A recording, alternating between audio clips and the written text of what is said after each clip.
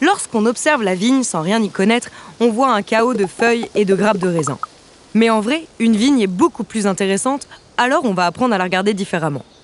Le meilleur moment pour l'observer est en hiver, la saison pendant laquelle on taille la vigne. La partie qui sort du sol s'appelle le tronc. À partir du tronc se déploie un bras ou plusieurs selon les choix effectués par la viticultrice ou le viticulteur.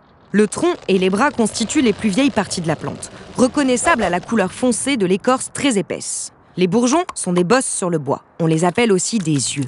C'est à partir des bourgeons que poussent les branches de la plante. Les bois de cette année sont les rameaux. En août, leur couleur passe du vert au marron. On les appelle alors sarments. Ils portent les feuilles, les fleurs et les raisins.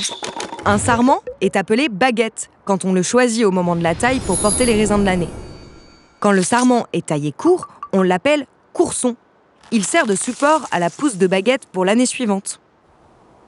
Mais d'où vient l'énergie qui permet de fabriquer toutes ces pousses de plantes ? La sève est une sorte de flux, comme le sang, transportant l'énergie qui alimente la plante. Il y a 2 flux de sève, de bas en haut et de haut en bas, circulant en permanence et irriguant les bourgeons. La sève ne circule pas au milieu du bois, mais sur les côtés. Pour résumer, l'intérieur d'une vigne, c'est une tuyauterie. La sève alimente les bourgeons positionnés sur le tronc, les bras, les baguettes et les coursons. Cela permet la croissance des feuilles, des fleurs, des raisins et des racines. Car en effet, nous avons encore beaucoup à apprendre sur toute la partie invisible de la plante.